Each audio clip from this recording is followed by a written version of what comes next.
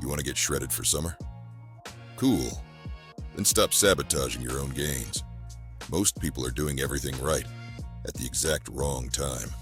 Cold plunges, mistimed.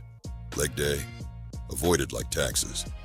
You're overtraining, undersleeping, eating like a bird, and wondering why your t-shirts still feel loose in the arms. Let's fix it with science, sarcasm, and some hard truth. By the end of this video, you'll know exactly what's holding you back. Let's start with the biggest myth of all, that walking up several flights of stairs counts as leg day. Your quads are still in hibernation, your glutes are in witness protection, and your hamstrings, they've ghosted you since 2022.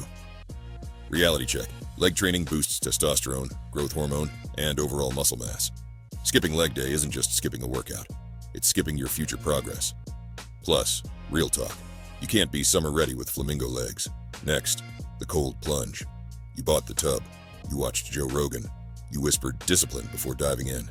But here's the truth no one told you. Cold plunging right after strength training can reduce muscle growth by up to 66%. Yeah, you've been freezing your gains for convenience. The inflammation from training triggers growth. The ice kills it.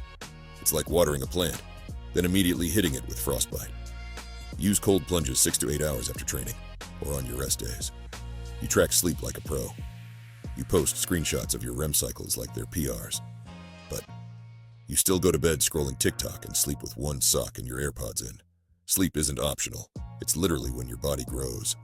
Less than 6 hours a night, you're increasing cortisol, killing testosterone, and turning recovery into wishful thinking. Don't just lift heavy, sleep heavy. Now we will cover your diet.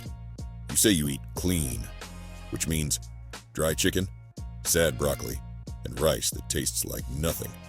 But on the weekend, you go full cheat code mode and inhale 10,000 calories like it's a speed run. Truth is, you're undernourished during the week and overcompensating on the weekend. You fear fats. You avoid carbs.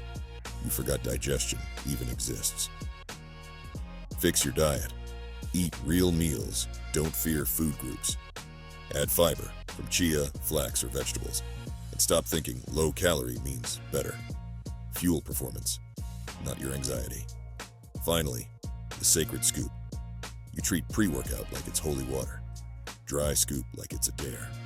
And wonder why your face itches and your heart races before the warm-up. Your focus? It's caffeine-induced hallucination. Most of you don't even train harder. You just shake more. The fix? Pre-alternative 1. Salt, creatine, electrolytes, and music that makes you feel like a warrior. It works, and your adrenal glands will thank you. Pre-alternative 2. Sleep more, eat real food, and train like you mean it. Not like you're auditioning for a supplement ad. You don't need a new supplement.